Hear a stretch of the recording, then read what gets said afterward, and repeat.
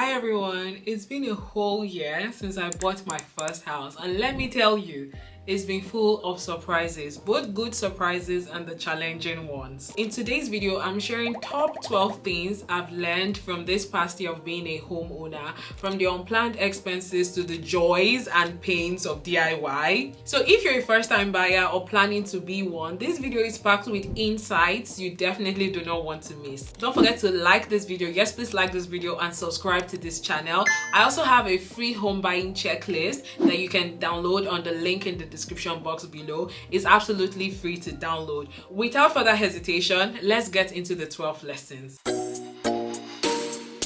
The very first lesson I have learned is that it was a very good idea to give ourselves room, flexibility in our disposable income. So when we were trying to buy a house, we qualified for a house that was much expensive than the one we went for. But after, looking at our finances and the kind of lifestyle we want to have after buying the house, we decided it was better to go for a house that was much less than the mortgage amount we qualified for. And that was such a great decision. The amount we're paying on mortgage is higher than what we're paying when we're renting. Even though the amount is higher, we're not really feeling the difference, and that's because our mortgage takes up about 28% of our combined income, which is really good, which is where you want it to be. You want it to be 30% or less of your disposable income. So what this means is we have money to do other things. We're able to still go on our bi-weekly date nights. We were able to maintain our standard of living. There was no dip in our standard of living simply because we gave ourselves room in our disposable income. We didn't go for the most expensive house that we qualified for, and that has been a blessing. The truth is, this financial cushion allows you to enjoy life and for you not to be house poor. Okay, the second lesson I have learned is that I underestimated how long it's gonna take us to settle down. It's been a year, and I can tell you that my bedroom is still not decorated. The only place I've really focused on is downstairs, like most of the downstairs, the living room, the guest toilet, the kitchen is still not done. Like, there are still things that are not done in this house, and we are not yet settled. I mean, we're comfortable, we're in a good place, but we're not settled. Like, there's still things that are not done. Someone said you would never feel finished, and I said I reject it in Jesus' name. I'm going to feel finished. I'm going to be done with everything I need to do in this house. But point is, you need to give yourself like grace. Like, there's no point rushing it, because trust me, it takes longer than you actually think it should. The lesson here is to be patient with yourself. Settling down is a marathon and not a sprint. Now, the third lesson I have learned is how expensive labor is, the high cost of labor. You guys, the quotes we have been given for different things in this house. So we wanted to get like a custom built wardrobe in our bedroom, and we were given a quote of £5,000. I kid you not, £5,000 for a wardrobe. I told my husband, for what? For clothes. The clothes will be alright. They'll be alright where they are. I mean, because I had never done major house projects, I never really understood how expensive it can get. So we ended up obviously not doing the wardrobe. Till now, the wardrobe is not done. We also wanted to tile the bathroom to the top. Tile the bathroom and also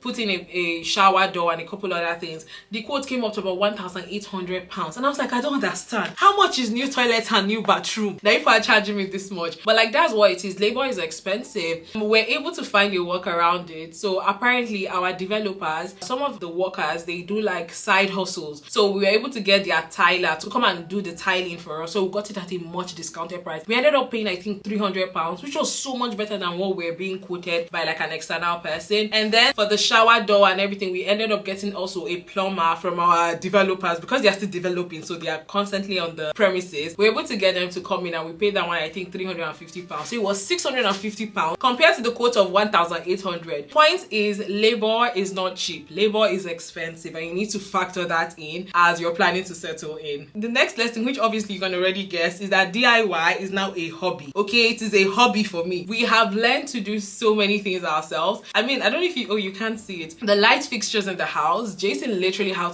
to learn electricals. Now he can change and fix bulbs and change light setup. Even the switches, we changed some of the switches from the white, basic one to some gold finishing switches. Jason had to do that. We've set up how many wardrobes in this house. If you want someone to set up your house, we are handy men and women. Call us. call us, we'll be there. We have done so many things on DIY, it's ridiculous. This house is painted white. It was not white when we got it. We painted this house white. The kitchen is painted green. We painted it green. We've learned so much in this season, and it's just interesting, and that's because we're trying to cut costs, because we cannot afford to pay or hire labor for every single thing that we want to do. We don't have that money like that, okay? One of the things that was the biggest shocker for me when buying a property is just realizing how expensive it is. I always say, if you plan to save like this, increase your hand, save more, okay? There's a lot of unforeseen expenses, even like moving costs. We spent like a lot on that, and one way to get your savings up is through side hustles, and one of the easiest ones you can do right now is print on demand, and this is what Printify makes possible. With Printify, you can create your own online store, sell customized products without having to worry about inventory or shipping. Printify is going to handle all of that. All you have to do is focus on marketing your products. Here's how it works. So basically, when a customer places an order, Printify will handle the printing, the packaging, and the shipping of that product to the customer. And currently, Printify has an early access catalog with products that have the highest profit margins, so that you can keep more money in your pocket. Here's how to get started on Printify. Simply visit their website www.printify.com, create your account, and then choose a product to customize, like the ornament or the sweatshirt. Upload your own design or even create a design on Printify. Hit publish, and then connect it to Amazon or TikTok shop to reach even more people. If you've ever thought of starting a business or a side hustle, this is your chance. Once again, link in the description box below. Thank you so much, Printify, for sponsoring today's video. Now back to the rest of the video. Now the next lesson that I've learned is that choosing location over the property has been a good decision for us. So when you're choosing to buy a house, there's pros and cons of each. When we were looking at our budget, we could get much bigger houses further away from London. So the further away we move from London, the bigger the house, the nicer the room. But the closer we are to London, the smaller the house, the smaller the rooms. So we had to make a decision where we're like, okay, we need this direct access to London more than we need a big house at this point in our lives, okay? And so we decided to go for a house that is closer to London and not necessarily the best or the biggest house we could get on our budget. And this has been a good thing for us because because both of us work from home, but suddenly this year Jason had to go into office a lot. I also had to do a lot of trips to London. So just imagine that we're living like 3 hours away from London. It will be so inconveniencing. Where we stay, we get to London in an hour. So in an hour we're in London, and that's very convenient. So that has been a very good decision, and that's a good lesson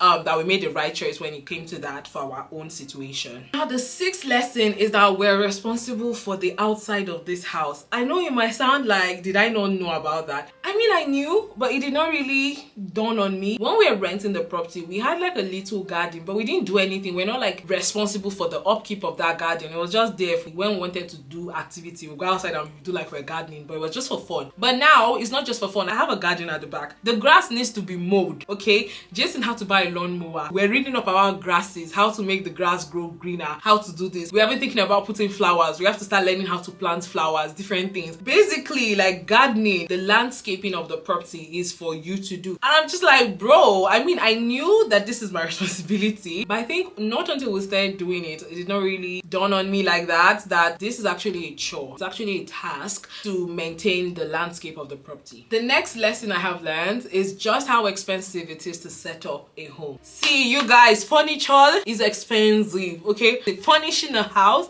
it's a lot of money. When we're moving in, we had actually saved 3,000 to 5,000 pounds for furnishing, because you know we knew we wanted to do a lot of things in the house. Guys, we have finished this money. We have spent more than this money, and this house is not yet complete. This house is not yet complete, okay? The sofa we have, I think like 1,004, just the sofa alone. And something as well with furniture is that it takes a lot of trial and error. So about 4 different sofas were delivered to our house, and each time there was always one issue with the sofa or something we didn't like. Maybe the color is not how we thought it was, or maybe when we sat on it, it was hard. We had to return it, and then we lost money in the return process. Like, it was a lot. The first 3 months, it was crazy. We literally did not have a sofa, and then we kept going back and forth with ordering sofas and returning sofa. So my best tip for you is, if you're looking to furnish your house, especially with something as big as a sofa, try to go to the showrooms. I mean, not all online stores have showrooms. That's another problem. But if there's a showroom for the online store you want to buy from, please go there, because another thing is lighting also affects the color of the sofa. There was this particular sofa that we went in store, we saw it, it looked good, but when it came into our house, the direction of our lights in our living room changed the way the color of the sofa was. So I don't know how to explain it, but point is, go in store, look at the color, sit on the sofa as much as you can. Another thing that goes hand in hand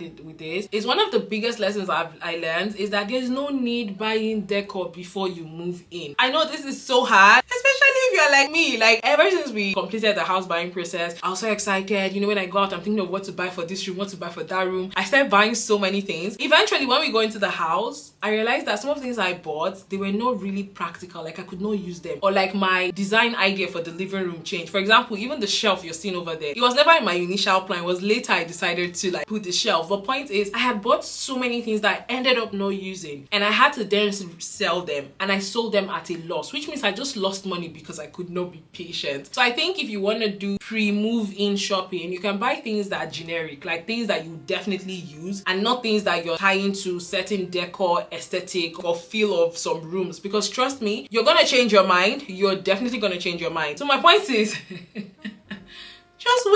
just wait until you move in, then you can start doing like shopping for the house proper. Another lesson that I've learned is aesthetic is not the same as functional. I mean, I knew this, but until I went through it myself, I learned my lesson. So there's so many pieces that I bought because they were aesthetic, they look good, and I did not think so much about functionality. A core example I'll give here is there's this Busil. I don't know if that's how it's pronounced. Is it Boasil or Busil? I don't know how it's pronounced. But we bought this sofa, and I like the ridges on the sofa. I like the fabric of the sofa. But when we brought it into the house, Jason and I never sat on the chair because the chair was not comfortable. It was nice to look at, it added something to the house, but it was not functional. And also, this living room is not so massive that I can have a sofa that is not functional. Like, people did not sit on it. So I had to tell myself, better sell this chair because it's just occupying space and it's big. So we had to sell it, and we sold it at a loss. I think we bought it for 450 and sold it for like 300 or so. We should have lost more than 150 pounds, and this was within like 4 weeks of buying it. So point is, try to think about functionality very much when you're buying decor pieces for your home.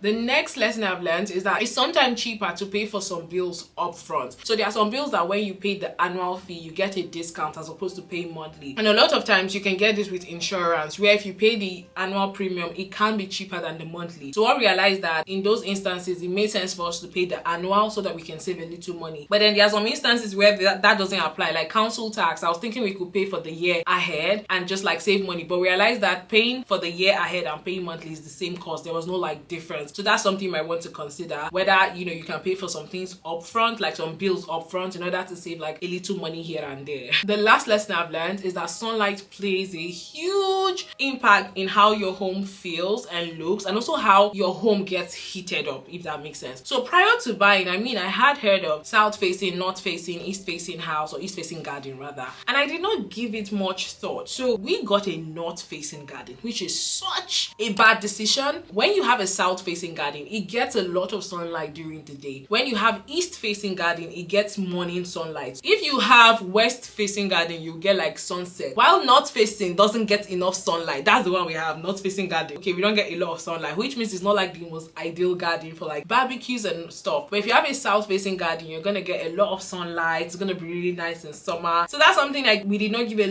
lot of thought into. All right guys, so there you have it. Home ownership has been such an interesting journey, and despite its ups and downs, I wouldn't trade this for anything. It's such an amazing feat to achieve, and if you're currently on this journey, you should definitely keep at it, because someday you too will be a homeowner, and you too will have your 1 year later where you're reflecting on like the process and how it's been for you. If you found this video helpful, make sure to give it a thumbs up, make sure to like, subscribe, and comment. Okay, leave a comment down below guys. Till next time, thank you so much for watching. Bye bye.